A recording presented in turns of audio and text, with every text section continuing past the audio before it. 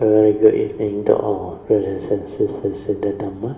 Today is the 4th July 2024, Thursday class. We will be continuing our sharing from our book, Straight from the Heart, Unique Dhamma Code. We are at code number 118. Let us now compose our mind, develop the faith, Saddha, Virya, and mindfully we shall commence the Puja chanting.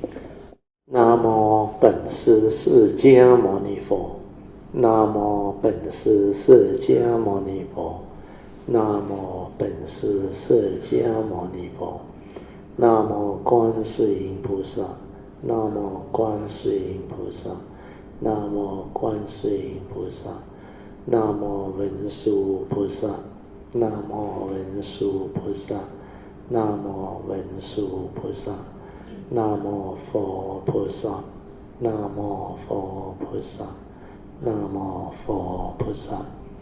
อะระหังสัมมาสัมพุทโธภะคะวะบุตตังภะคะวันตังอะภิวาเทมิ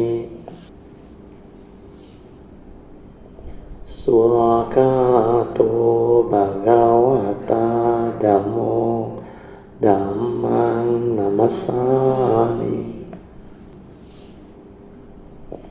สุปฏิปันโนภะคะวะโตสาวกสังโฆสังฆังนามามิ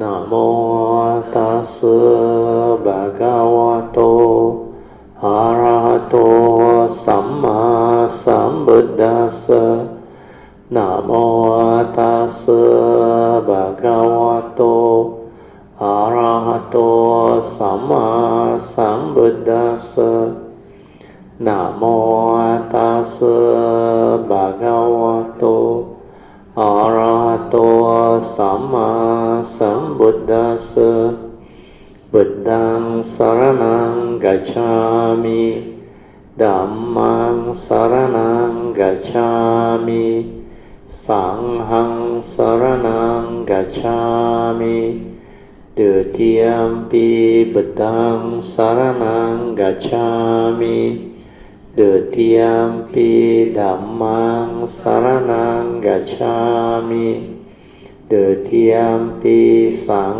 ฆังสรณังกัจฉามิตติยมปิบุตตังสรณังกัจฉามิตติยมปิธัมมังสรณังกัจฉามิตติยมปิสังฆังสรณังกัจฉามิปานาติปาตาเวรมณีสิกขาปะทังสมาธิยามิอาดินาดานาเวรมณีสิกขาปะทังสมาธิยามิกาเมสุมิจฉาจาระเวรมณีสิกขาปะทังสมาธิยามิมุสาวาทาเวรมณีสิกขาปะทังสมาธิยามิสุราเมรยามัจจาปมาทัฏฐานะเวรมณีสิกขาปะทังสมาธิยามิกันนาสารปติเทนะติเพนะตามาดังสีนาติโลกาติปังสัมบุตตังปูจายามิตามโนดังกันดาสัมบารยุเตนะดุเปนะหังสุขังหินะปูจายปูจานิยังตังปูจาปัจจานะมุตตมังวันนากันดากุโนเปตังเอตังกุสุมาสันตติน Pujayami munindasa Siripada sarorohe Pujemi bedang kesumena nena Punnena matena ca hotu mokhang Pupang milayati yata idang me Kayo tata yati vinasa bhavang Adivase tuno bante Paniyang parikapitang Anukampang upadaya Patigan hatu mutamang Adivase tuno bante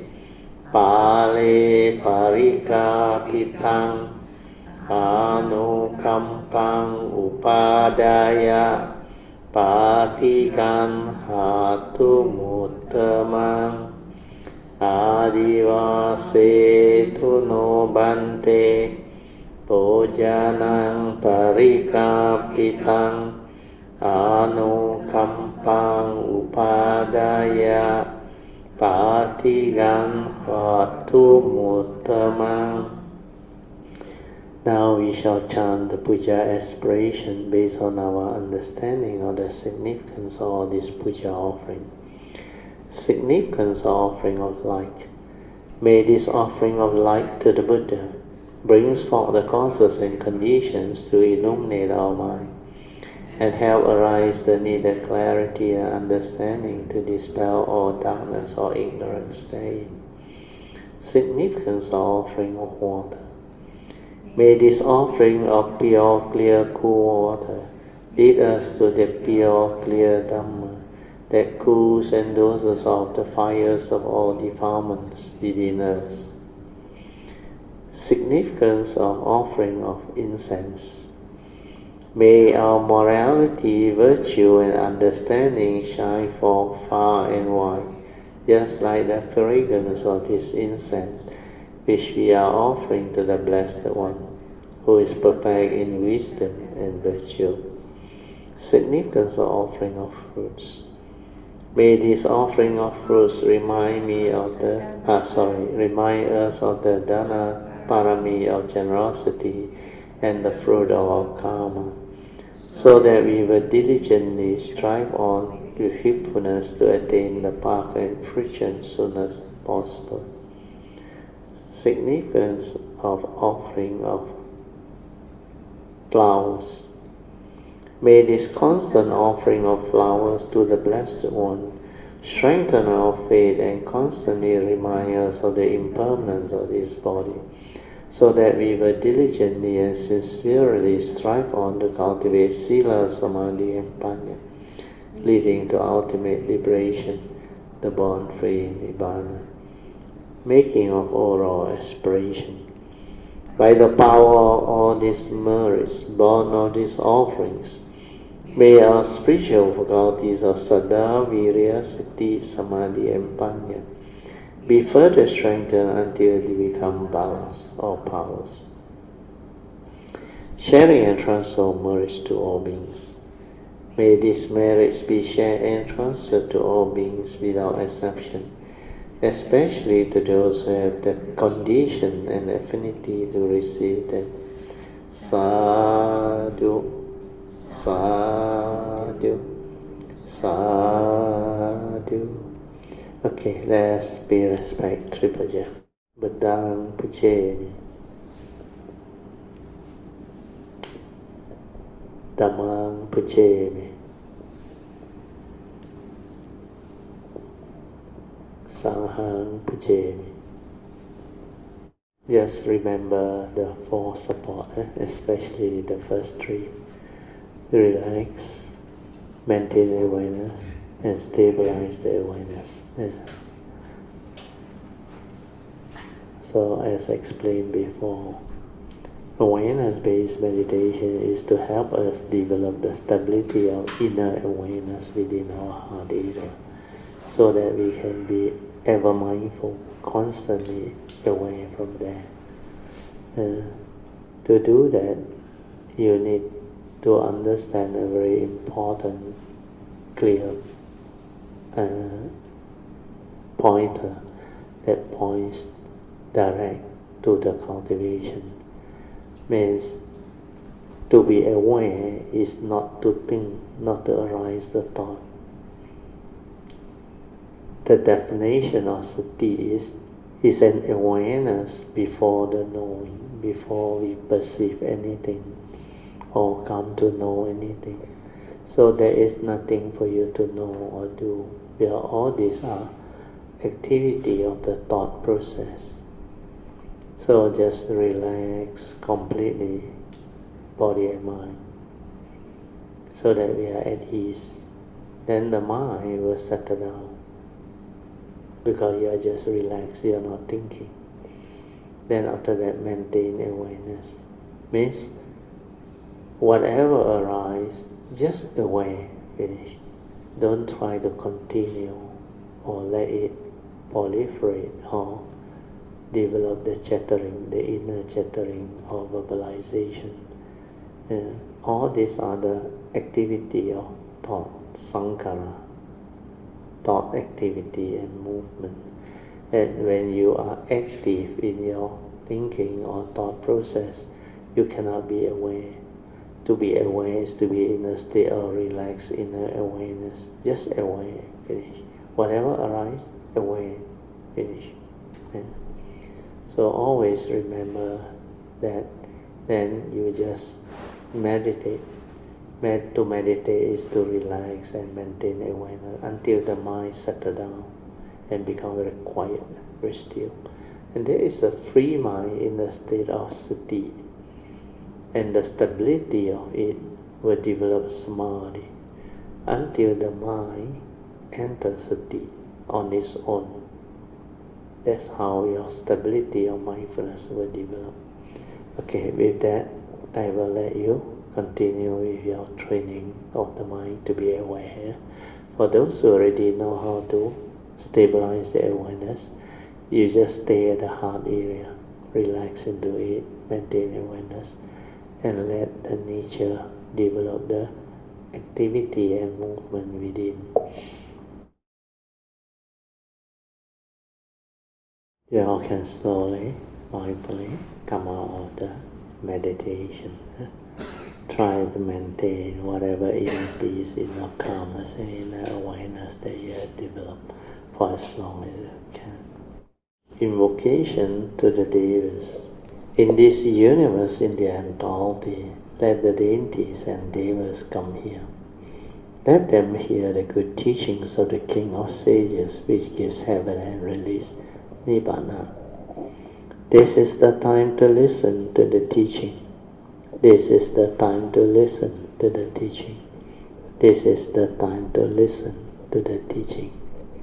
Samanta Chakawalesu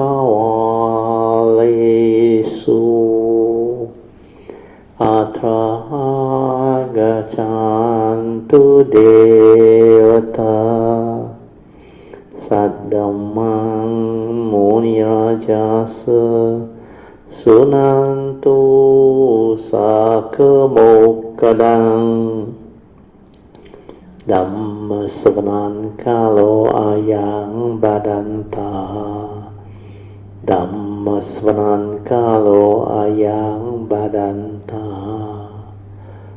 Dhamma Savanan Kalo Ayang Badanta Namo Tassa Bhagavato Arahato Samma Sambuddhassa Namo Tassa Bhagavato Arahato Samma Sambuddhassa Namo Tassa Bhagavato Arahato Samma Sambuddhassa Iti peso bhagava arahang samma sambuddho Vijja charana sampanno สุขโตโลกวิดูอนุตตโรปุริสธัมมสารถิ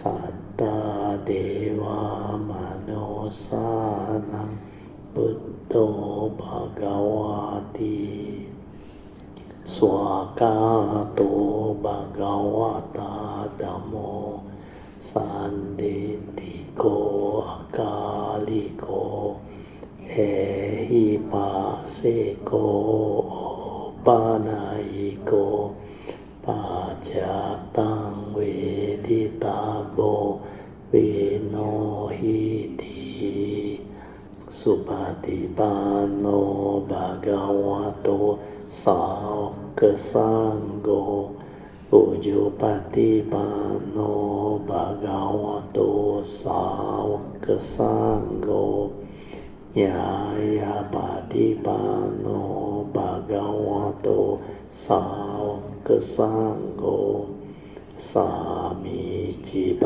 ฏิปันโนภะคะวะโตสาวกสังโฆยาดิดังจัตตาริปุริสยุคานิอัตตปุริสปุกาลาเอสาภะคะวะโตสาวกสังโฆอาหุเนโยปาหุเนโยตักเขเนโยอัญจลิการะเนโยอนุตตรังปุญญังเขตังโลกัสสติวิสาธุสาธุสาธุ Okay, you all can be seated. Now we shall continue from where we stopped. We are at Unique Dhamma Code 118. Let us turn to page 33 of this book, straight from the heart. Unique Dhamma Code by me. So this code is very important and is very beautiful. By now, I think most of us would have understood it quite clearly. Unique Dhamma Code 118. Everything is in a state of constant flux within the existential world, within the conditioned arising world, and the dependent originating world. So here, constant state of flux means whatever that exists within our phenomenal world of consciousness, or what we call the existential world, they are in a state of constant flux. So I will use the whiteboard to explain to you. From the four circle formation, how the phenomenal world of consciousness, the last circle, arise. And this is what we are referring to. It is here that existence arises. So here we call it the existential world, because this is where everything arises. Then this existential world is dependent originating, condition arising, causal phenomena. That's why we also call it a condition arising world, or dependent originating world. And how this arises, as we have gone through, is from the source, or the original nature, the oneness nature. The first thing to arise is our pure awareness nature.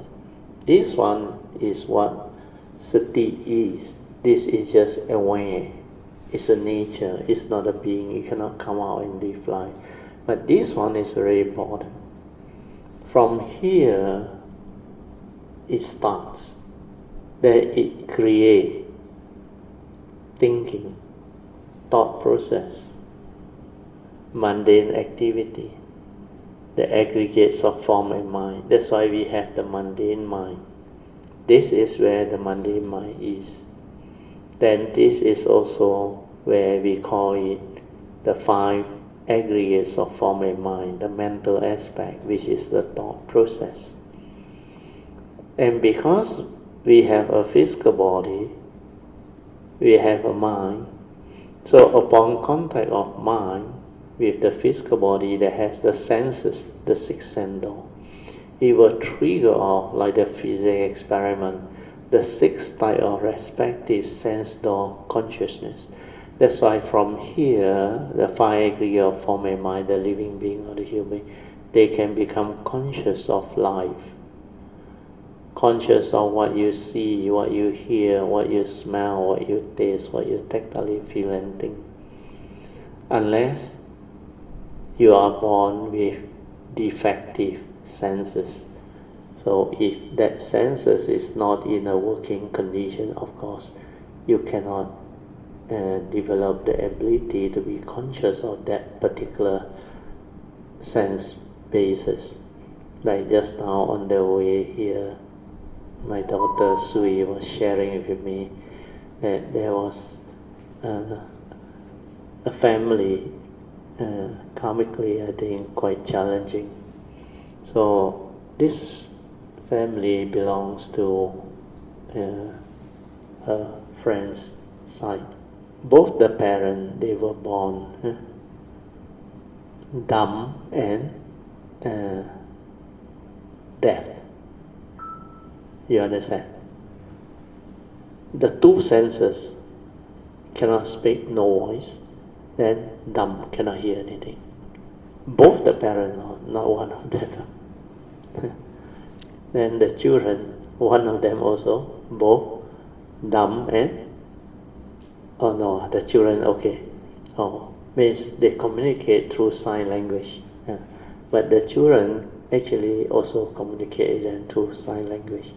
So when you have such a situation, of course, that phenomenal world of consciousness that they live in will only have 4 instead of 6.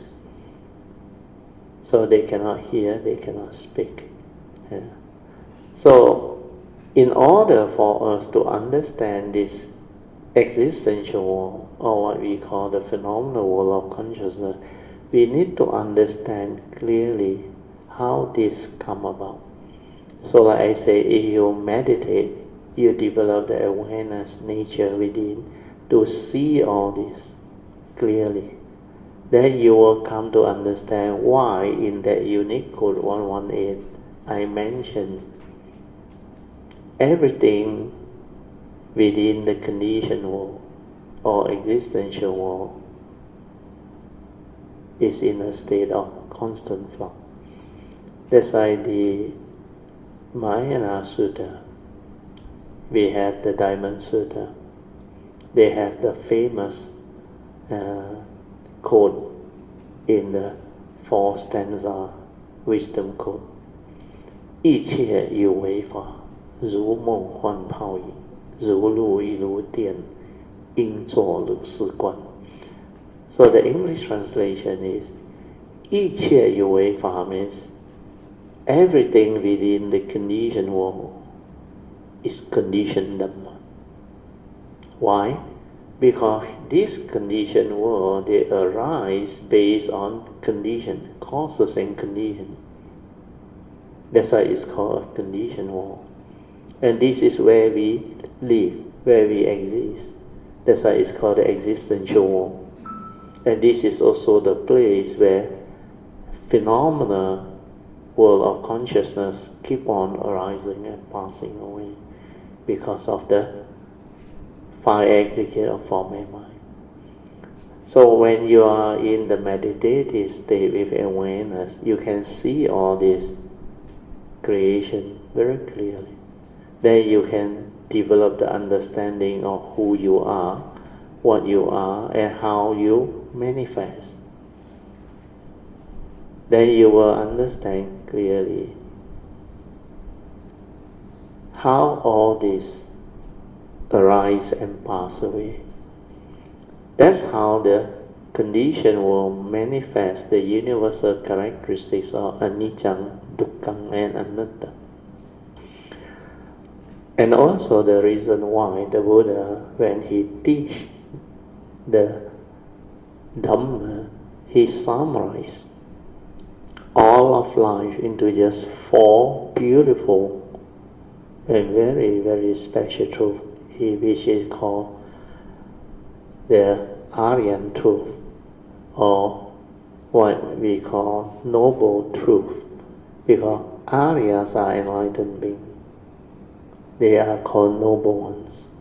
They are very noble in all aspects of life, very noble in the way they understand life. They have wisdom, and in the way they communicate with fellow living beings, nature, and the world.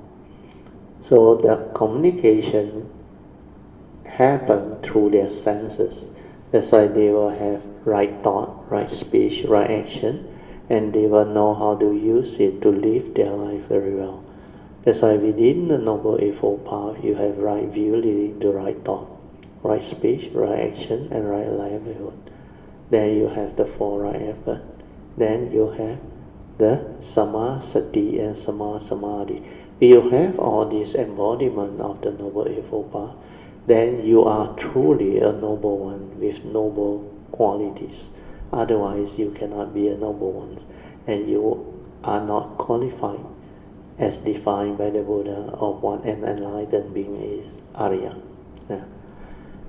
So, in order to develop all this understanding, we really need to develop the awareness-based meditation.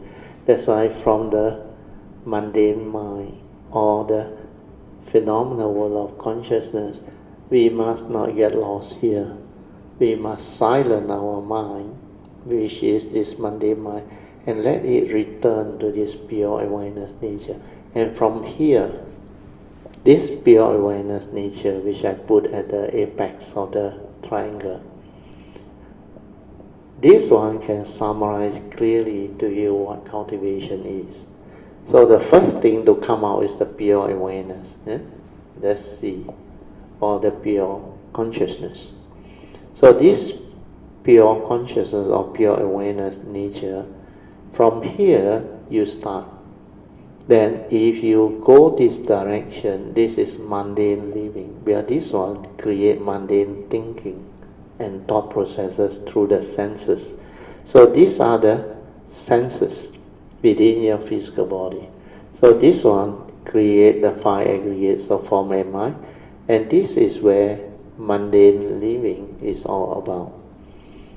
But if you were to silence your mind and stop this thinking, then this one remain as the pure awareness nature without thought. Then this one can see things as they are, like what we have gone through, the Dhamma Code, unique Dhamma Code 117 last week. That unique code is very, very important and very beautiful. So when you can see things as they are with the pure awareness, without the thought process, means without word, without naming, without concept, without idea, or without any mundane thinking behind. So that direct seeing will enable you to see things as they are.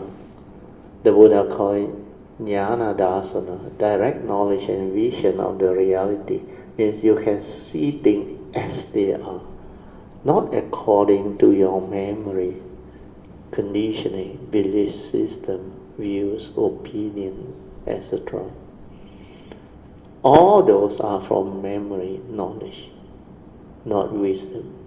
So the direct seeing is the silent mind in pure awareness to see things as they are. Then you arise the wisdom. Means you understand what is going on in life.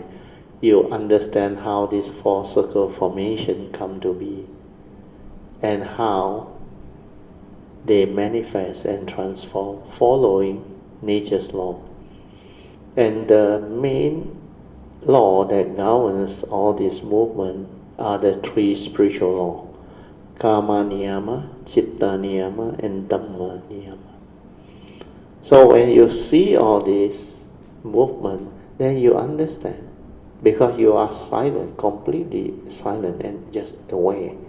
Then you start to see how all this manifestation and thought activity or movement develop, how you stir your mind, how you react to sense experience, how you become emotional, how you develop fear, worry, anxiety, sorrow, lamentation, excitement, or insecurity, panic, and all those things.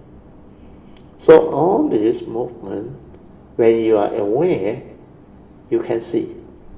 And this mind state is the mundane activity of Sankhara. That's why Sankhara has 52 mind states.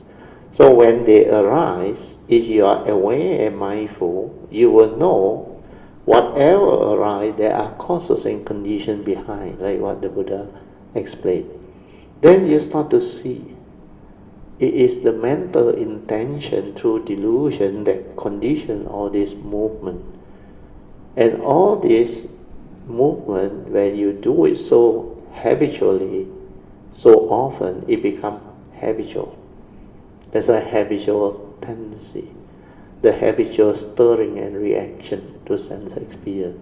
And this creates duality, conflict, and misery within the conditioned world. That's why I say it's a whirlpool of suffering when you don't have the wisdom. If you don't stay at the pure awareness, nature, to develop the direct seeing, to arise the wisdom so that you can live the noble life. When the wisdom is connected to your form and mind, then it knows how to live life. Means it understands the secret of life. That's why it can live life. It understands both the conditioned Dhamma and the unconditioned Dhamma. And that is how that unique code become very unique and very beautiful. So it's just from understanding one sentence, everything within the existential or the conditioned world, they are in a state of constant flux, means moving, transforming. That's why this one is condition arising world. Whatever arises, there are causes and conditions. And this constant movement of causes and conditions is what we call impermanent, leading to suffering state when you attach and cling and want things your way, because you do not have the wisdom to understand nature's condition. And because it's constantly in a state of flux, transforming, following causes and conditions and the nature's law, then we will come to know that everything that arises within the phenomenal world of consciousness is not a permanent, unchanging entity. It's all dependent, originating, condition arising, cause of. That's why the Paticca Samuppada, the dwelling of what they call law of dependent origination, which the Buddha taught under Chitta Niyama, is very, very important and very powerful.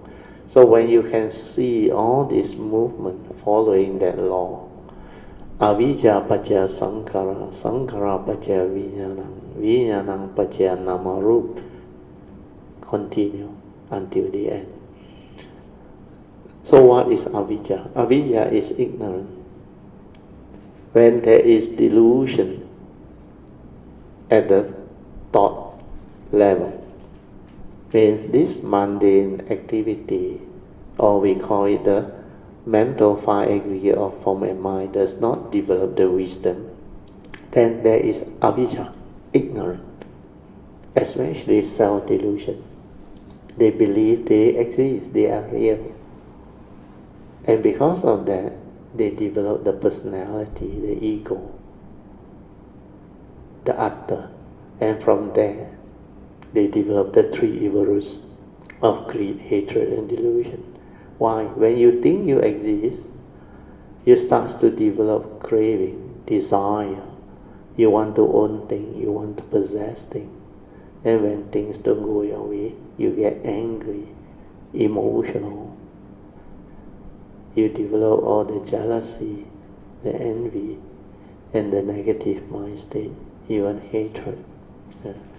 Then when you cannot understand, you develop fear, worry, anxiety, sorrow, and all these are part of the three evil roots of greed, hatred, and delusion. So when there is avijja, the Buddha said, the next thing is paccaya sankhara. You create thinking, sankhara activity. That's why you go to your brain. And upon contact, the brain there trigger off the mental consciousness. That's how the paticca samuppada come to be, the dwelling. So dependent on ignorance, you make contact with the mind through thinking. You go to the brain memory there. Then you want to know, you want to understand, you think. And that thinking is contact with the brain. So like the physics experiment, when you have contact with the brain, what happens? The light bulb lights up. So thought consciousness arises. That's why thought is respond to that memory that you have in your brain. That's how thought is respond to memory.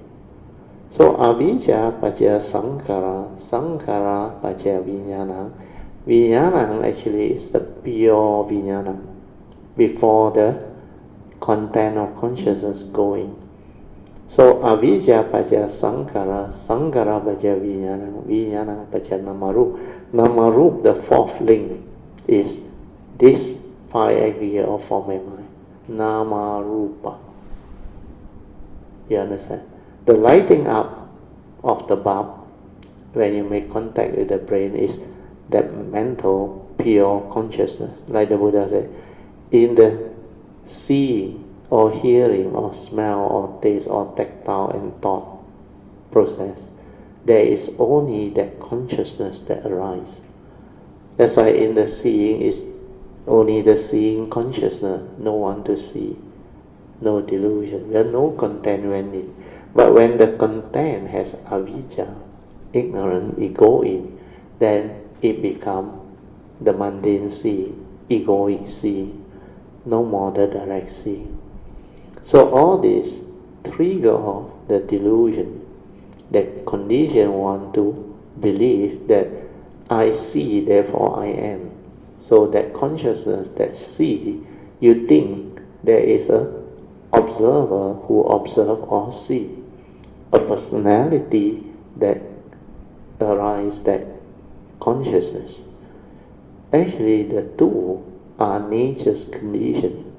It just manifests like the physics experiment.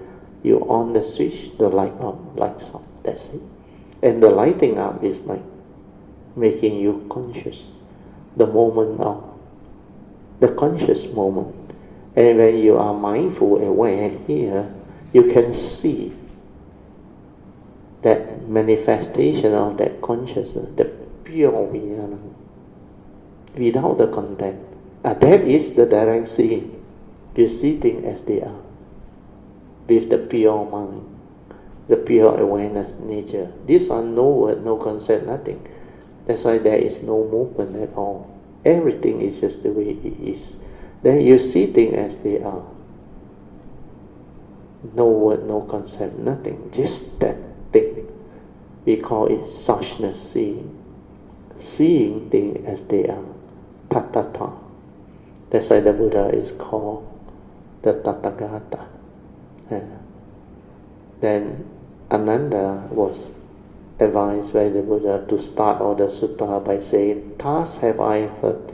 Where this sutta, which is the Dhamma taught by the Buddha, is thus. Thus means it has the characteristic of suchness, the thusness of thing, or that is the reality. the modern people call it suchness, and they sometimes also use the other name, what is, then suchness, then seeing things as they are. So this is all the word that they have come up with to explain what that direct seeing is all about. Seeing truth, seeing the reality, what is. Suchness, seeing things as they are. This point towards the reality. Okay, up to here, can understand? Can follow? If cannot follow, you let me know. So now I read the quote again. Hopefully by now it's clearer. So unique Dhamma code 118.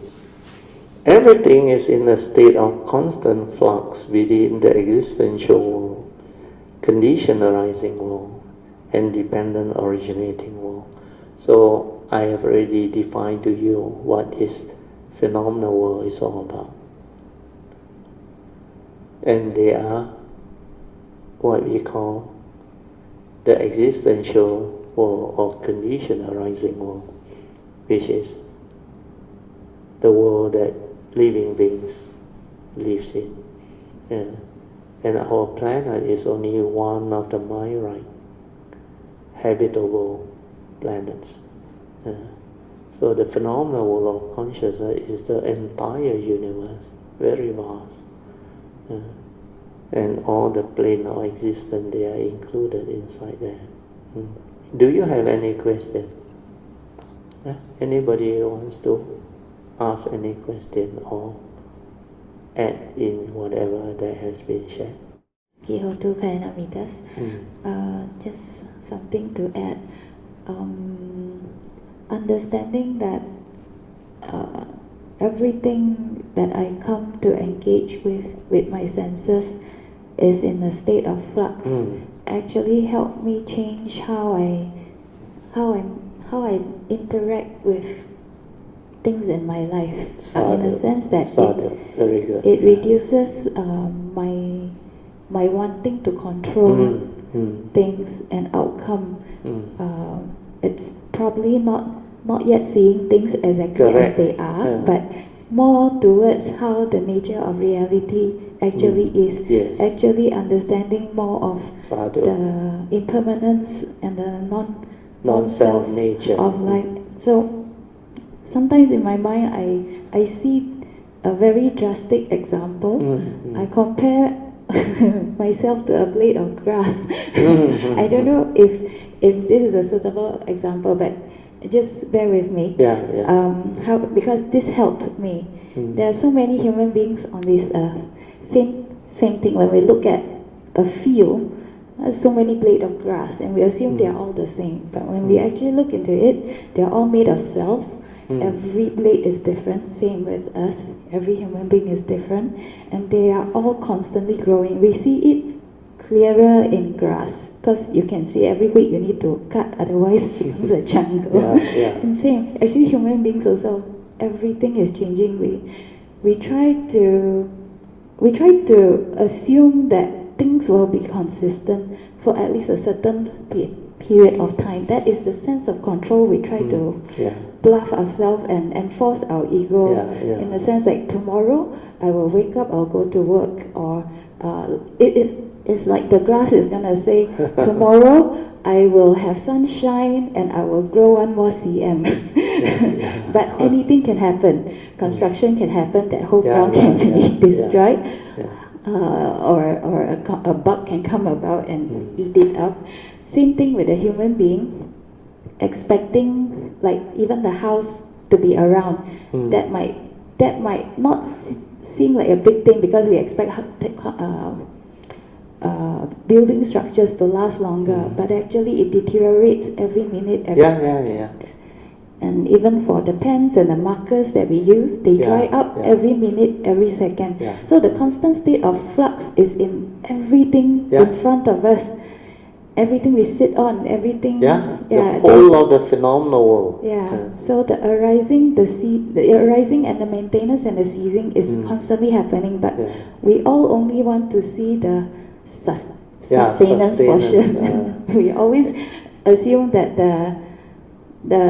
the ceasing portion will never come, and when it comes, that's when we get upset and we get disappointed. Like, why it happened to me so fast? Why it didn't happen to me? You know, like according to the statistics, people normally only get this problem at that age, right? Got it again. So all this, seeing the state of flux and seeing how there's no point in trying to control outcomes.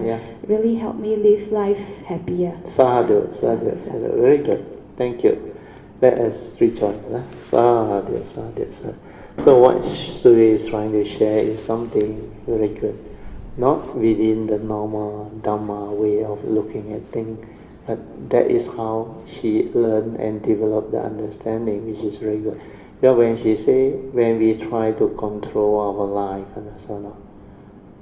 it's equivalent to like what the Buddha say, when you want things your way, where you want to control, you want things to go your way, you don't want things to go the unhappy way, So wanting things to go your way is not a nature's condition or nature's law.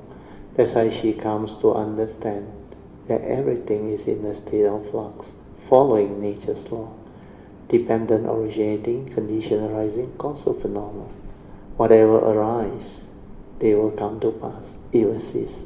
But before it ceases, it will continue to transform. We call it the state of movement or activity or flux. So sometimes we use the word the sustenance of that phenomena. The phenomena does not cease immediately. It continues. That's why you must see phenomena as they are. There and then when they arise, it's arising, sustenance, and passing away. You can see that is the direct seeing. It means the pure awareness see. The moment of its arising. Sustenance means its movement, its activity, and how it transforms, and how you see all this clearly. The state of flux, everything. Then how finally, when conditions cease to be, it ceases to be. Like my voice. If I speak, if I have a proper throat, then the voice come out on the center. Then this voice is dependent originating on the center. Condition arising. When I continue to input the causes and condition, I continue to speak, this voice continue to manifest.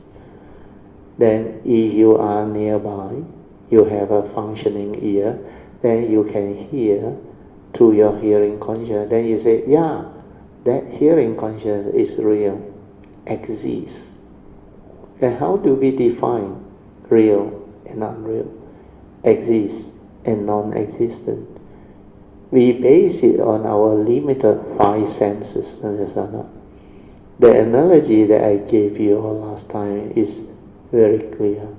Let's say a moving car. Okay? When it's far away, you cannot hear anything. But when it's approaching within your hearing frequency range, then you can hear the car or the fast-moving train. Then when you pick it up, to you, is real. But to another person who is far away, out of the range, it doesn't exist at all. It's not real. So real and unreal is a trick played by our senses, understand? That's why it's limited.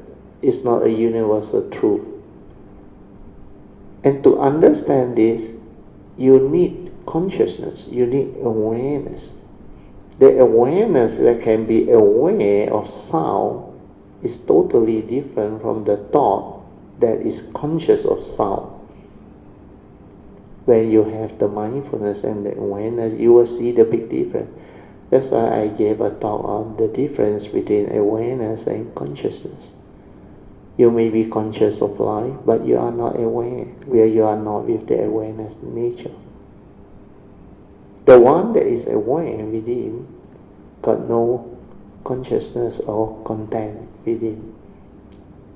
Is just that nature that is capable of being aware, the direct seeing everything, but without words. So that manifestation is what Dhamma is. From there, everything arises. That's why in the sixth patriarch platform sutta, when Hui Ning met out with the fifth patriarch, after he heard the Diamond Sutta stanza teaching from the fifth patriarch, he came to great awakening. Yeah. And he expressed it out to the sixth patriarch, the fifth patriarch, Hong Ren. He said, how amazing that this nature of ours is already complete by itself. And yet, all things is never apart from that nature. All Dhamma are never apart from that nature. That's why straight away he can understand that, he can realize that, because he knew what that thing is. The only thing that he doesn't understand is that the fifth patriarch explained to him is, he said, there is another mind, which is the mundane mind, means the dependent originating mind, condition arising mind, causal phenomena that manifest that type of mind. So that mind, he said, you must learn how to use it for living, for existence, for life, but not to be deluded by it. The moment he heard that, he awakened. Then he is no longer deluded, and he knows how to use all those. Before that, he experienced that thing, he knows what that nature is, but he doesn't understand the condition Dhamma to use that mundane mind for living.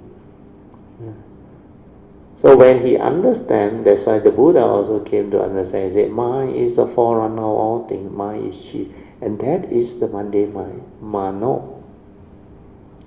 From that nature, all things arise. That's why the second circle, pure awareness nature, it manifests into the third circle, the five area of form and mind, the mundane mind. So all this, when they manifest, you need to meditate with the silent mind, the pure awareness. That's why without sati, you cannot awaken. You cannot understand the movement, activity. You need that sati. That's why the Buddha said, sati leading to heedfulness is very important, for sati is life. Heedfulness is very important. The heedful never die. The heedless are seated. When you are not with your pure awareness nature, means you are lost in thought. Because man can only do one thing at a time. Either you are with your pure awareness, fully aware, or you are lost in thought, preoccupied with what you are thinking, stirring the emotion, everything. Then the manifestation. You get yourself engrossed in here. You cling to this phenomenal world of form and consciousness. And this is the what we call the materialistic world, where all the excitement and suffering and misery, they are all manifesting and transforming here. But this is like a magician, create illusion. That's why we also call it the illusionary world. This existential world is an illusionary world where consciousness that manifests.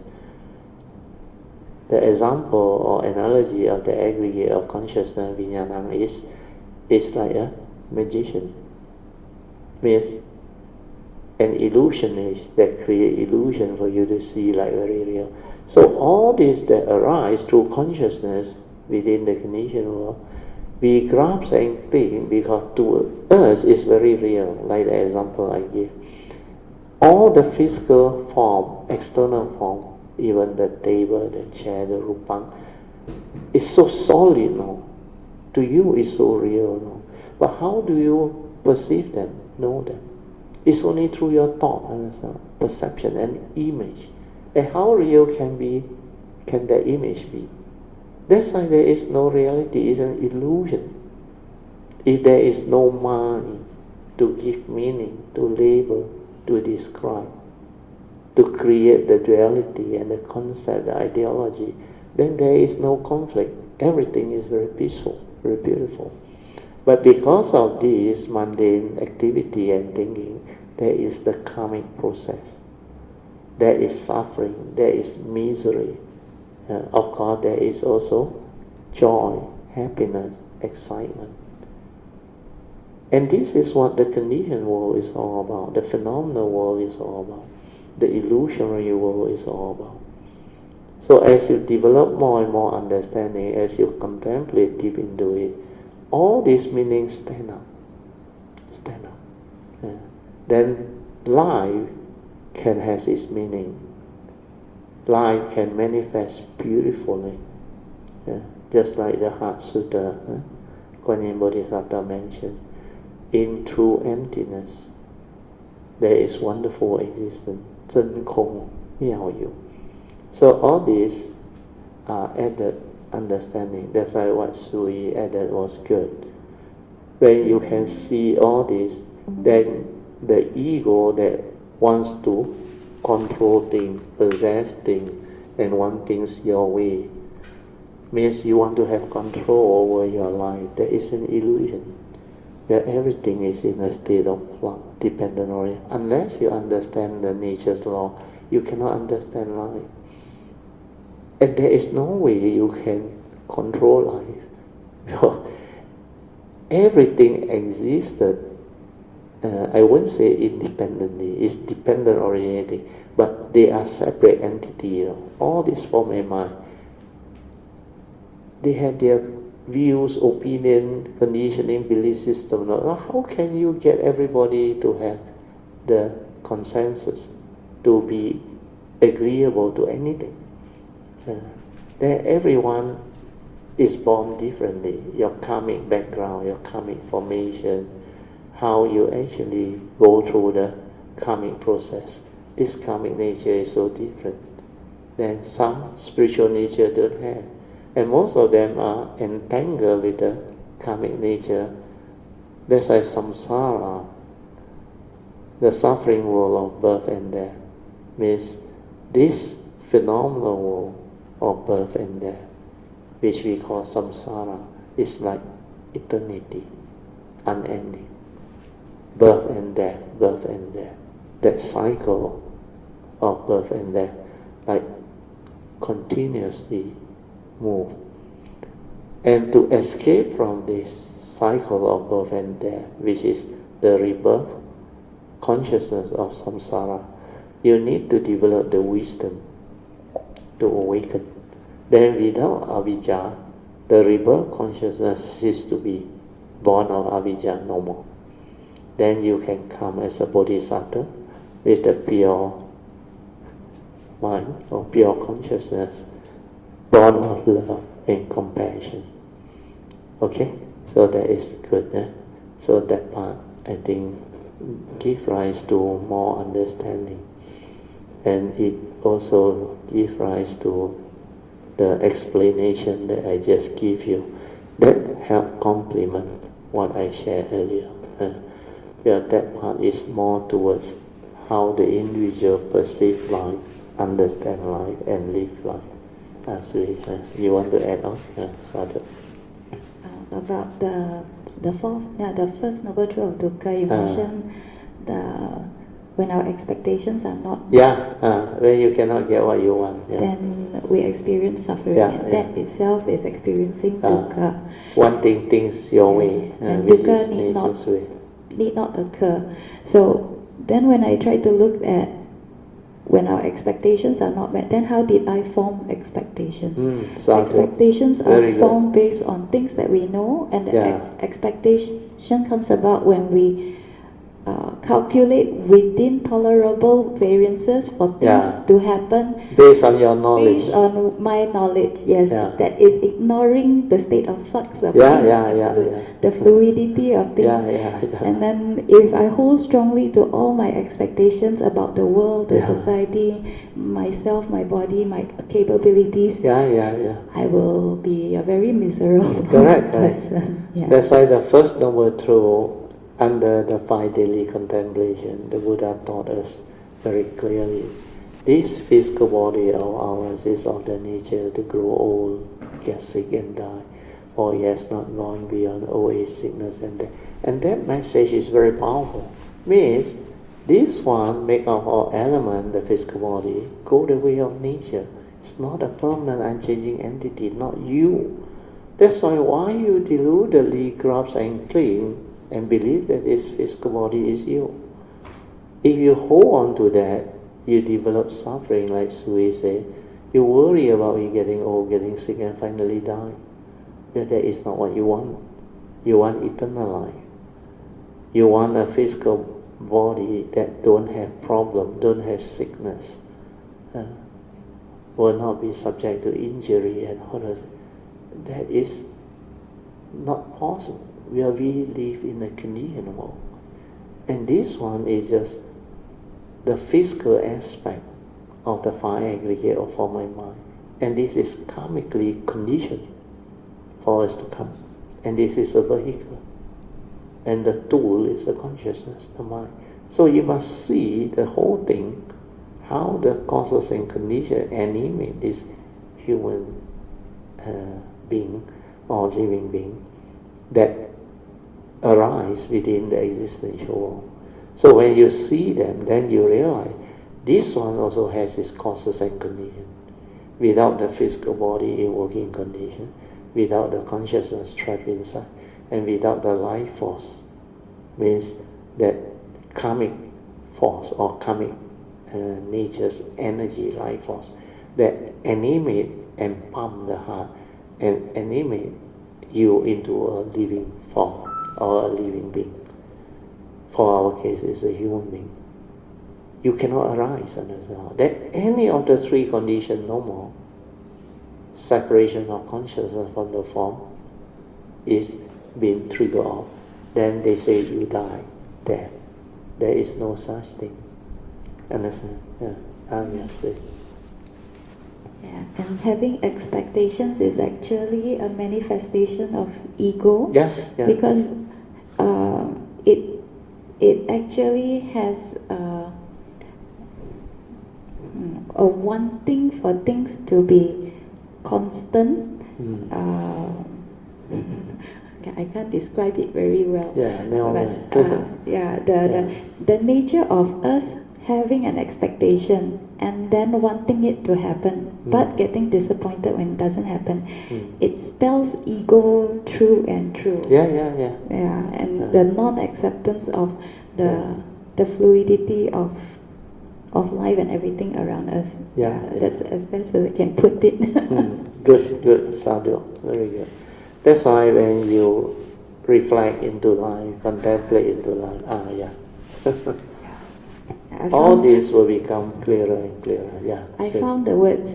So as like having an expectation, meaning that I believe I have all the assumptions, hence I can predict what will happen. When it didn't go according to plan, the world must be wrong. I am not wrong. That's why I say there's ego throughout having an expectation and holding strongly to our views. Sorry. Very good. So you all can slowly expand on all this, then you will come to a very clear understanding that all this activity of mundane thinking is what the egoic mind is all about. The egoic mind can come out with a lot of concept, idea, views, opinion, belief system, conditioning. That's why that wrong perception give rise to karmic negativity.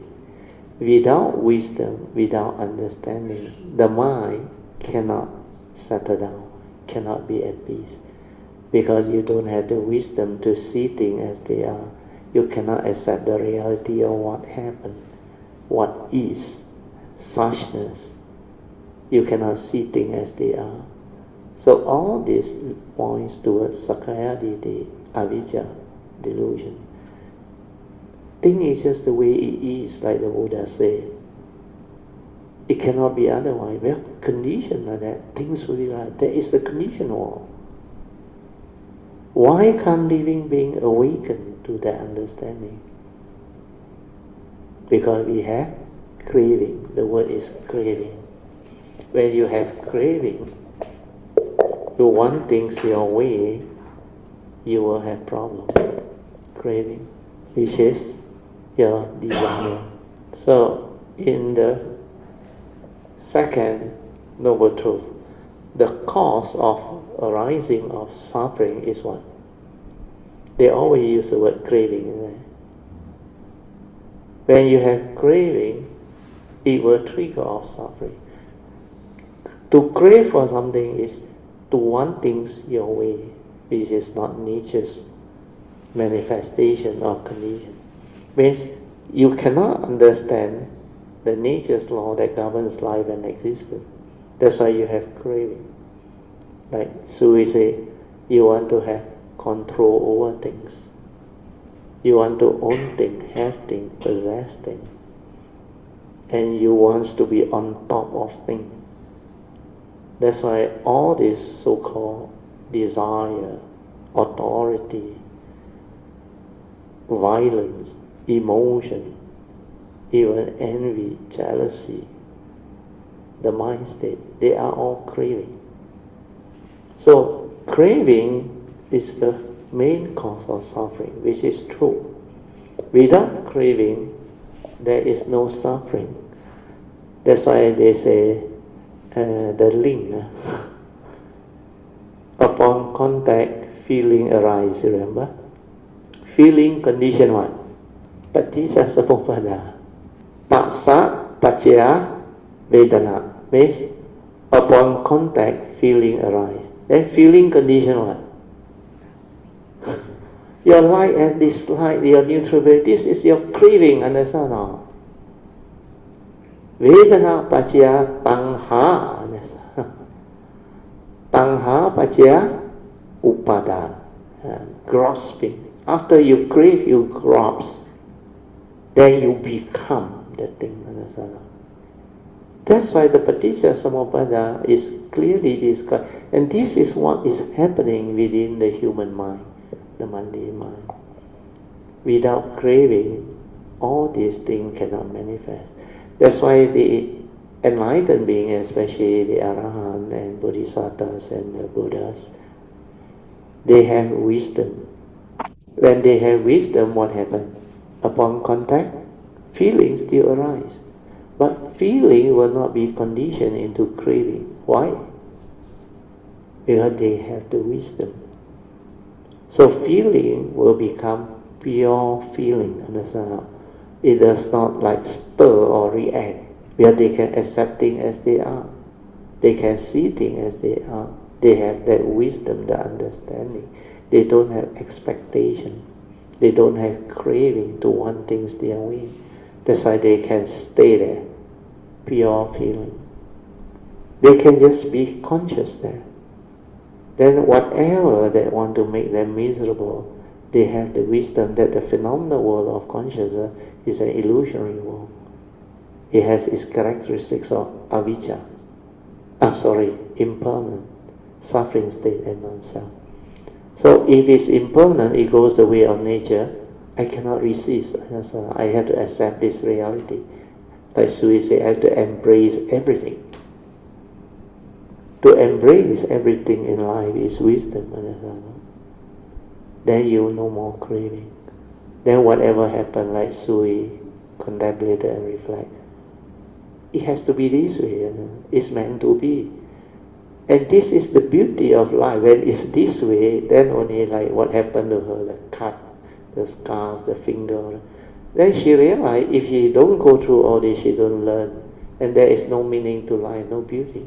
The beauty is all this can be understood and embraced as one. And when you can embrace everything, means you have wisdom. You can accept whatever arises. You can see things as they are. You can be at peace with all things. You will no longer behave like before. And this is what Dhamma is. And to live that type of noble life with that type of wisdom is not easy. You have to awaken. You have to develop the realization. Then when you completely have the realization, the ultimate enlightenment, then you can transcend life. Without the ultimate enlightenment, you cannot transcend life. That's why the new book is very good. You should read it up. Okay, now we come to our second session, which is meditation reporting, followed by whatever question you may have, or whatever Dhamma in daily life sharing that you want to share. What about Padmasuri? She must be having good meditation. Pass the mic to her. She was lying down throughout the session. Very good. Good evening, Brother Yeah, Sadhu. Sis Teo and all Kailanas. Yeah, I don't know why. Just cannot. Just want. Yeah lah, you want to lie down. Well, your nature is developing the movement. That's why you will do it. I just tonight don't know why. Never mind, you describe what happened. That was more important. But it's just I cannot sit. I just want to lie down and. Your nature know. Your mundane thought may not know. That's why you lie down for almost 1 hour. Because we start before 9, The moment Brother stop, then it's just like. You have to wake up already. Yeah. Just come on. That's why you have to share. I don't know what to share. No, you just describe what happened. Exactly. How you go into all those states. Exactly. Don't need to add anything. No need to from the thought try to think and describe. No. I was sitting here. I was it's just like quiet, but I was trying to listen and open my eyes to Correct. But you can't. Cannot. You cannot. Just cannot. Just silent. Stay at the heart. So That is what they call it the mind to mind seal. That one can listen. That one, the vibration all will go in. Stay at the heart. Remember. And then the moment Brother stop is I just. You will become conscious again. At that time, the whole session you are drawing that wisdom energy and vibration without you knowing it. Because your conscious mind is not active. Then this one draw. That's why when you feel like want to lie down, then like you cannot want to become conscious or aware and try to listen. You cannot forget about the listening. Listen from your heart. Straight away go to the nature there.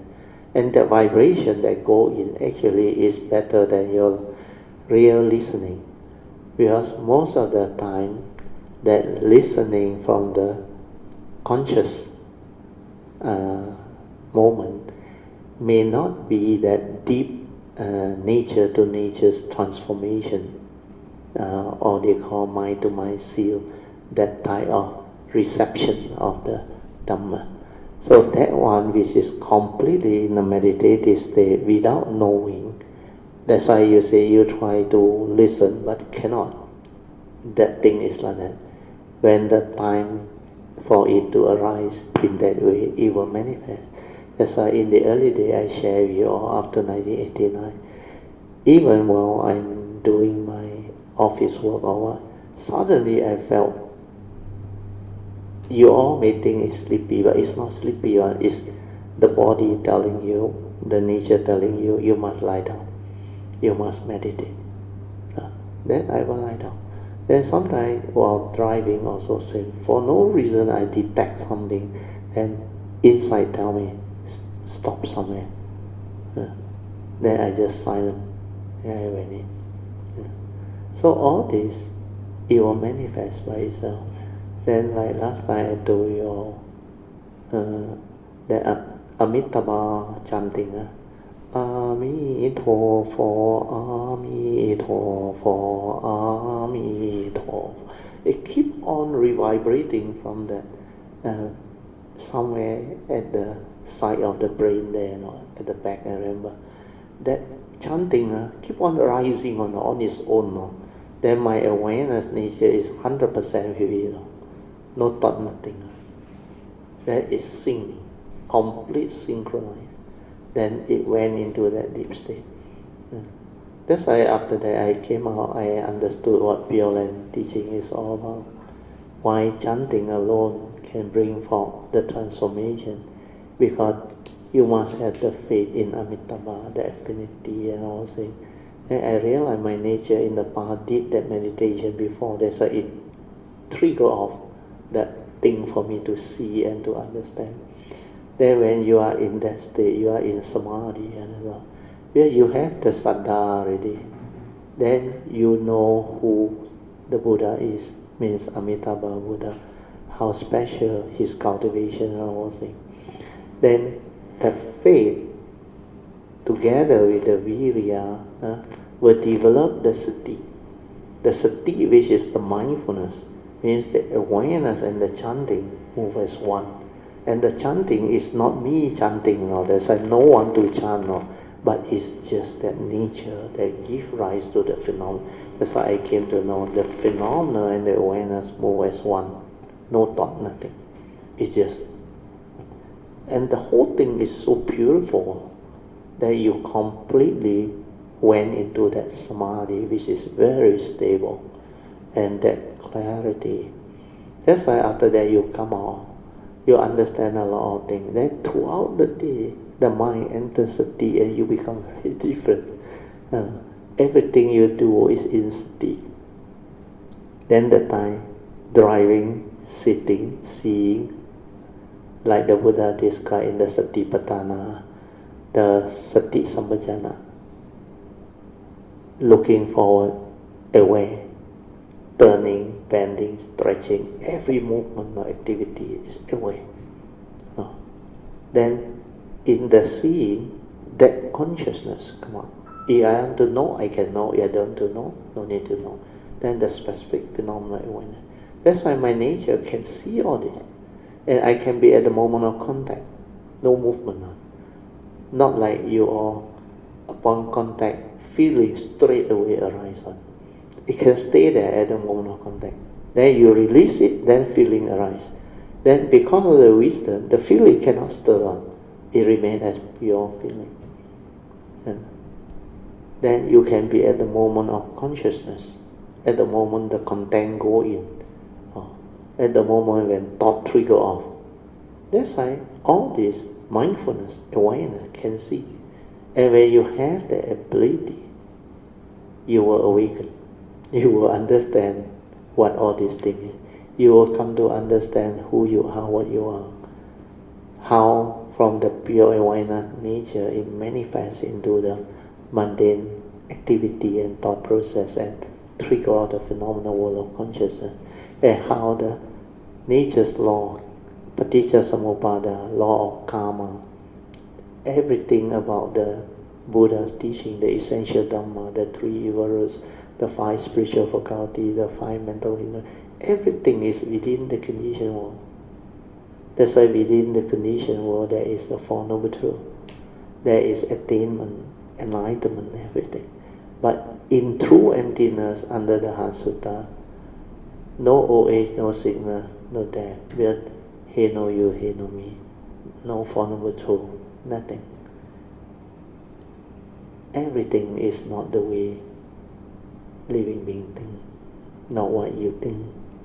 Because the thought can never understand things that are beyond thought, beyond mind. Okay?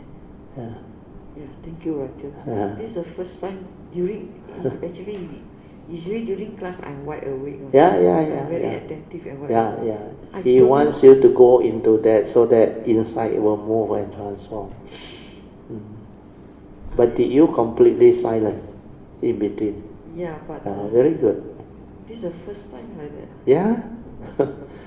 In fact, a lot of people at the retreat, they went through that. Last time Song also came and asked me. I said, don't try to know, don't listen, go to the heart. Envy also asked me. Alicia, they went through, they know. They went in deep. Then like Alicia described, after that very difficult to come out. You went too deep into that nature. For you to become conscious, come back to the surface, they call it the surface mundane consciousness again. Take a while because that one is so deep inside, completely without thought on. And it's like, actually during that time, if you have the wisdom stabilizer, you will lapse into cessation. The cessation can happen, but most of them, the same way, is a glimpse. Understand? But if you can go in longer, then when you come out, you will know. And before you go in, you will understand. Completely the brain here, no activity, nothing. You must go through it, then you understand. The brain here, actually, you cannot stop thinking. The sankhara is like a dynamo, moving non-stop. You know what is a dynamo? The dynamo that generates electricity, keep on rotating on it and spinning. But when you are with that pure nature, it's like no sound. That like the car perfectly tuned, like the dynamo completely without sound, without noise, without vibration. Then after that, it becomes completely still. Means completely no activity at all. Means you are without consciousness, but you didn't die. You understand? You didn't die. Then after that, completely the mundane mind ceases by itself. Means the whole brain also got nothing, no movement, no activity, but you don't die. No heartbeat, nothing. But you don't die. Then when the time comes, how it come out is the most beautiful. That's why I saw the 4 stages of formation. How from the nature, from that nature of ours, you can call it your oneness nature, Buddha nature, true nature, or original nature. The words are not important. How the first pure awareness come out. Then how the 3 areas of consciousness, that pure awareness, go up, one to your brain, to animate this brain and become a dynamo again. So the sankhara activity all start again. Then how it go to your heart area, one, then the other one move to the dantian area. That's why this pure awareness move into the 3 areas of consciousness and animate you into a living being, into a human being. Then you become conscious again. Then initially, I remember when you arise from that state, it's like nothing now. It's just that pure nature arising. Then everything that come in, like the sense data, you can see slowly coming in. It cannot trigger anything. It takes a while before the interaction. That's why I saw all the contact and how it moved. All this activity, the 18 sense-like activity, like in slow motion, play out for you to see. That's why I saw how, from that pure awareness nature, how it split into the 3 areas of consciousness. It goes to the brain, it develops the brain activity first. Means that brain up there, like suddenly the dynamo start again. So all of your whatever memory, everything together with the consciousness, they come as one again. But very slow, not so fast. It's like slowly, it's like in slow motion for you to see. Then how the heart area that has the awareness nature, how the awareness stay there. Then how the Dantian area, the earthly energy, how it move there and animate this so-called Dantian areas consciousness. Then you become a conscious being again. Then your senses start to function. That's how I see how from here it manifests to here. Then how from here it manifests to here. Then I see all the things clearly. What I told you all that time was on the bus when I came out of the retreat in 1989. So that was the first time I saw all this. That's why I can share all this with you all, is because that is what happened, the transformation. That's why the real thing is not written in the book, not written anywhere.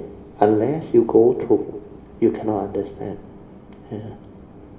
And this is not a theory, not a concept, not a knowledge, or not something I pluck from somewhere or copy from somewhere. Actually, this line, nobody taught me all this. Then how did I understand? Yeah, I saw it. Then what happened was, my spiritual nature, when I connect and when I inherit, all this understanding came back. That's why a lot of things I never learned this life. Nobody taught me. But how come my nature can understand? And all this can come to be. It's because it's meant to be. That's why in the year 2008, Maitreya came and made the request. And all this is to fulfill something that my segmented life is supposed to do for mankind, for humanity. Okay? So you continue. Thank you, Maitreya. There's a lot of things actually I myself don't understand. No, my one. Initially you will never understand one. No need to understand. Because the understanding will come later on. That nature, after you go through already, especially you listen to what I share today, later on you will understand. Last time song also went through. He also cannot understand. Well, he always go to the thinking mind.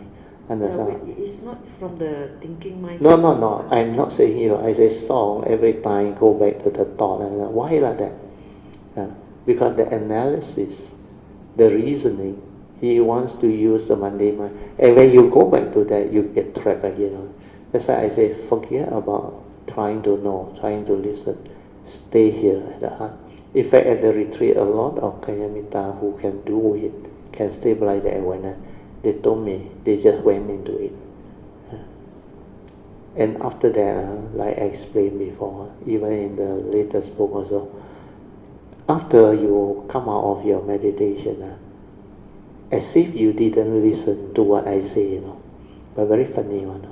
After that, whatever Dhamma that is related to what I share, you can understand. The wisdom energy went in already. Just like that day, Brother, I would like to share the Tuesday class. You just say one sentence only, you don't even know what is a precept and you break. How do you know that you break the precept? Something like that. Then the understanding came in, like the moment you have negativity, you are breaking your precept. It's just because you must understand why keep precept. Understand now? Don't just because Buddha said that you out of fear, you think you violate, you will get into trouble. Somebody will punish you or whatever. No such thing.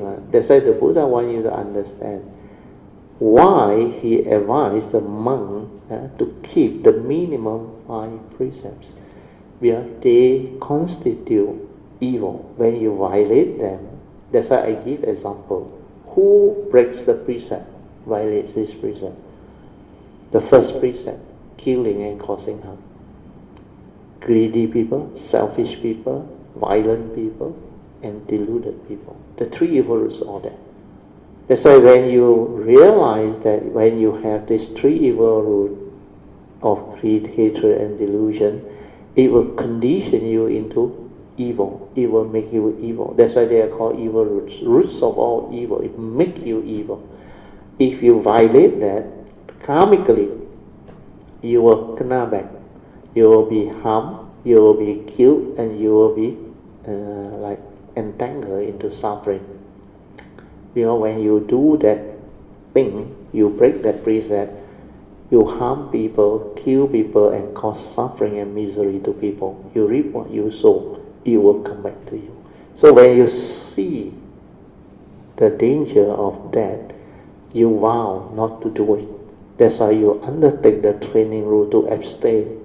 How to abstain? You need mindfulness to see, to be aware of the evil root.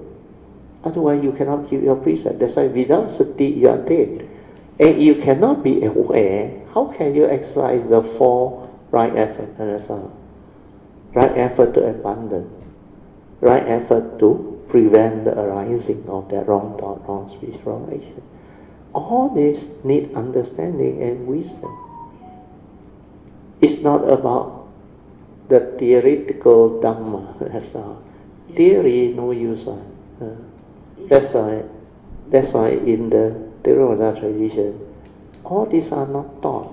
They are told the precept, but no explanation why keep the precept and how from the teaching that the Buddha taught based on his essential Dhamma, based on the first right view, the law of karma. That's why he realized this. When you don't take care of karma, the karmic law will take its process, then you will suffer. We are the roots of all evil. That's why he contemplated and reflected, and he realized those who do all this, the 5 precepts that he listed, they constitute major evil. And because they constitute major evil, if you don't keep, you will get into big trouble. That's why that precept is administered to all the devotee and the monk out of love and compassion for them, not to make life difficult for you. So that precept is very important. So understanding all this will give rise to the understanding why the Buddha say Sabba papasa akaranam kusalesa upasambadan sachitta pariyodapanam etang buddhan. The advice of all the Buddha. Why you have to avoid all evil to good. Purify the mind. Otherwise you cannot free, you cannot liberate. You will be entangled in the phenomenal world of consciousness. So all this, they will become clear to you. That's why cultivation must be done with understanding. The key word is understanding. If you don't understand, you just follow what people do. Repetitive knowledge, no use. You cannot break free. When you see the importance, you understand the reason why you have to keep the precept, then the precept becomes automatic. Understand? Yes, now I understand. It is not from the Madhyama. No more. It's the heart understand. That's why it will hold on. It will not break on. But don't be rigid, understand? Don't be like, hey, I cannot lie, Because that precept, the intention is not to hurt and harm, understand? You lie to hurt and harm, that is evil. But like the doctor, understand? White lie, sometimes they diagnose maybe cancer. What stage or what? The result came back actually. Means they know it's bad. But if they tell you straight away, means out of whatever reason, most of the time is selfish, because they want you to seek his professional treatment and all those things and want the money, then they panic you under, you big problem already. You stage 4 or stage 5 already. You don't go through chemo, you don't do all this, you got 6 months life maximum or 3 months. You create fear and panic in people. Instead, you can say, don't worry. The result is quite normal. Some are worse than you. But there can be solution. You can seek treatment or alternative treatment or whatever. Then there are many people who recovered from it. You must give them the confidence, the hope on yourself. Then teach them how to change their mind state. If you develop the fear, then the negative energy will bring your immune system down further. Because most of these people got wrong thought on, negative thought on, fearful thought on, insecurity, worry, anxiety, stress. And if you succumb to all those, your immune system will go down and it will make you worse. But when you are a good doctor, then you can give people the advice. All this will not help you. What you should develop is the understanding. These are realities of life and existence. Everybody who goes through life, sooner or later you have to confront them. If you confront them with understanding and wisdom, then you don't have to suffer. You don't have to fear and sadness. Like what Soo Yee came to know. Embrace it. Then I do what I have to do, understand? If I need to ask for forgiveness, seek forgiveness, I do. If I need to develop good mind state so that my immune system go up, I develop metta order, I do. Then I invoke power of merits for turn around. Then I change my diet and all those things. Then I seek alternative cure, people who has recovered from it. And these are more tangible things. Then the doctor who advise like that may not be the one that speak the so-called rigid truth, understand? Why should you do it that way? No need to create fear, panic in people. Talk to people nicely. Let them understand this is, but of course if they are not spiritual, they can only speak from what they understand as a doctor. But there are a lot of good doctors that are very professional, devoted, not for the sake of money. I met a few very good doctors. They told me, he said, Mr. Teo, you are government servant, your wife government. You can go and do a IJN free, no need money. Where could doctor tell you this? So most of them is they want your service. They want to provide you with the professional service, then so that they can make some money. But very few are that caring. And some they talk to you in a very nice manner because you can understand them and they appreciate. Then through all this, you develop the understanding of what karma is. You reap what you sow. If you have negative intent to make money, in future, when they take birth, future birth, they are not doctor, then they will visit the doctor that has the same attitude as them, or want to make money from them. That's why they will end up seeing all those bomo and all those things that want to scam on them. So this is what karma is all about. You reap what you sow. Do good begets good, do evil. So when you understand all this, you cannot violate the precept really. You cannot want to harm people, hurt people, even the environment or what. You cannot do already. That so-called selfish intent can never exist already. But you know it's not worthwhile. This is not something that you can play with. The nature's law is very powerful. You cannot violate it. So automatic on the precept. That's why the Buddha said, even as a sotapan, you remember? You cannot break the 5 precepts. Even as a sotapan. Because they know what that thing is. Not what you think. He know you, he know me inside there. So they will not go and do all those foolish things anymore. You cannot gain anything out of it. You have no reality. Empty nature. Arise and pass away. So all this understanding, they will manifest when you have the awareness nature, the wisdom, born of the direct seeing and the understanding. Okay? Yeah, thank you, Bhante. Yeah, sadhu. Thank you. Thank you. Anything else that you want to add or share? No, it's just that the understanding will keep popping Yeah, up. keep on arising. It keep on arising, and it link is like it has a link. Yeah, it's connected. It's connected. Everything is connected. You start connecting one. Yeah lah, one Dhamma door to the next. Yes, they are all like connected. Then you start to see the full picture. It's no longer isolated Dhamma here and there. That's why I can connect all the teaching is because I understood it. That's why everything is related, connected.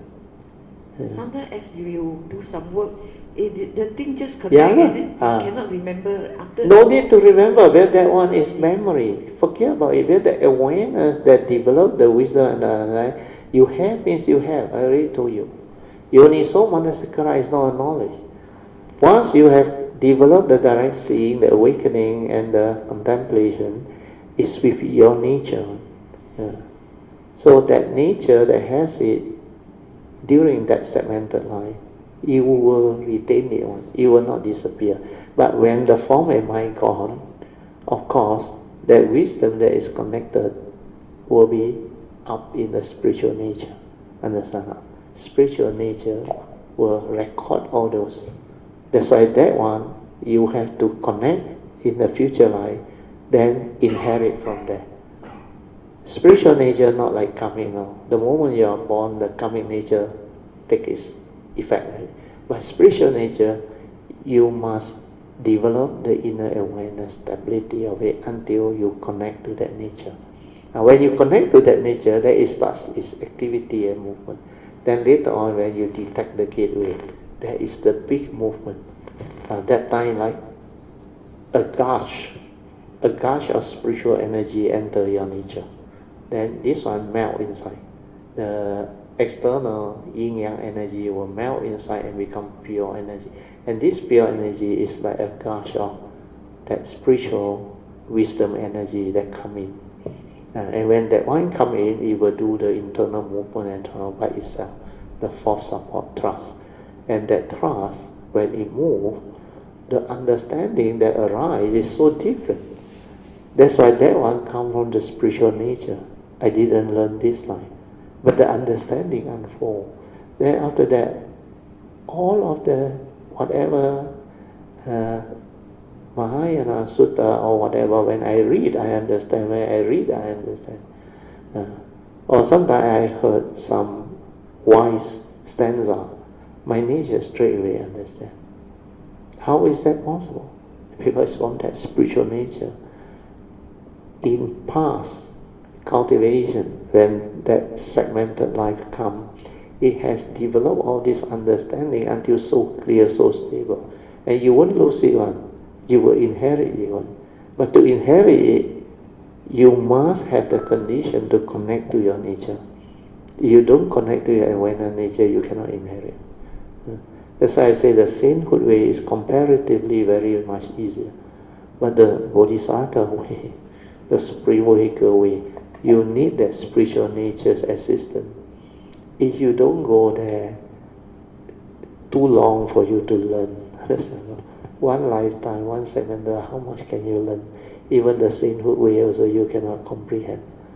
Then how to go the supreme vehicle way?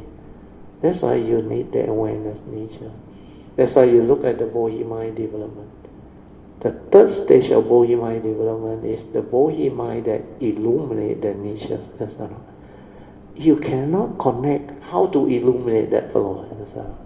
That's why a lot of people stuck at stage 1 and stage 2 of Bodhi mind development. Stage 3 and 4, you can clear, you are a great being, very, very special. Then of course after that, no more problem. Every coming, every manifestation as a form and mind is everything within your vows and everything.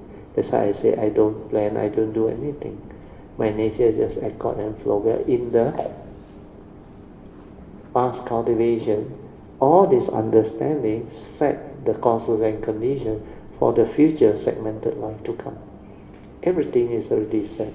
That's why this life I come, I didn't do anything. I just accord and flow, and everything just unfold. But I say, even if nature allow you to plan your life, I cannot plan it so perfectly and so well. Cannot, no way. But that nature that does all this, which I wrote in the last book, is really amazing. It can create the causal and condition until it's so perfect, like everything fall into place and is meant to be. Your conscious mind can never plan until like that for all these causes and conditions to fall into place. Like all the Kayamita that came to me, most of them I don't know, apart from my wife, my children, and some like me for Wednesday, and of course they are my unimate. But the rest of you don't know me. And how you come about, you will know. Nothing to do with me. It's causes and conditions that manifest. Yeah, it's really very weird. Yeah. After meeting Brother Theo, the things it's just that it's not that what I want to do, it's just that the condition is like that. Yeah, because you just move on. Because in the past there are certain past causes and conditions which you may not know or recall. But definitely there are, otherwise you cannot be so close, understand not? Like you helping out and Brother Theo every time come and take me for lunch, for dinner and all those things. It's not by coincidence. In the past you all have done this before, but that time maybe you don't know who I am. Understand? We are no sasana. But good enough. Understand? So all this, not easy to comprehend, but when the causes and conditions fall into play, that's why I say, all of you, Kayamita, you have your past affinity and link. Otherwise you cannot be here. You cannot be listening from me. You cannot come to know me. And cannot be in the Kayamita family doing all this. Cannot, no way. Can I ask one question? Can? Yeah. There were, during the retreat, there's one retreat, I took Brother Theo book there. I just read few pages, 1, 2, 3 pages. The word becomes very clear. Yeah. Until certain moment, I becomes very emotional. Yeah. Inside, very emotional. Yeah. And I cannot read on. Never mind. And then I was let the tears come out. Let the joy come out. No problem. It's not really the joy. Sometimes the emotion just come like that. Why I cannot, It's not the emotion, it's the excitement that manifests, but you felt like there's a lot of emotion, because these are the release of that type of energy, which you cannot understand yet. You understand? Because this unfolding is just the beginning. You haven't really received the what they call penetrative awakening and understanding. When you receive that one, it becomes like the type of far-ceasing joy, which Alicia they all mentioned. It's completely different. That's why everything is Dhamma. She go to the farm, she go to her plants and all things, do the kitchen work, everything. Everything is Dhamma. And he read all the Maya Sutta, where he Mandarin educated. A lot of fast, because she can understand. The whole thing just manifests. So this is what cultivation is all about. When you have gone through, you will know how it can manifest. That's why all this, nobody can teach you unless that being has gone through that type of cultivation and experience. They cannot share all this with you. So don't worry, let it rise. Then just accord and flow. Remember the key word. Don't try to know, don't try to even listen. When it wants you to lie down and silent. That's why silence is golden. It's not what you listen.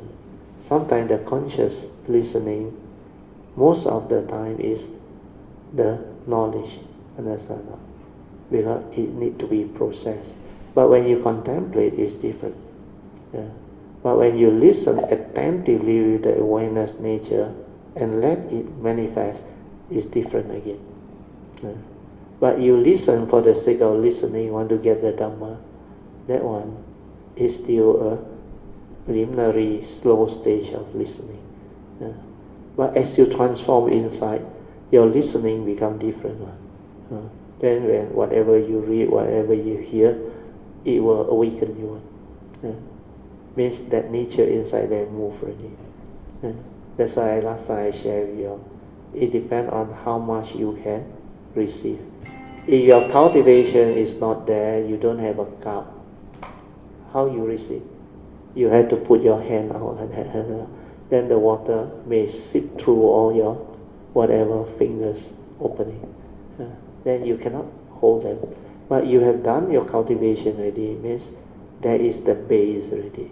Then this one is like a small cup. You can receive a bit at a time, a bit at a time. But later on when you cultivate until so stable already, it's no more a small cup. It's that heart there, the nature draw. That's why they will draw from my nature.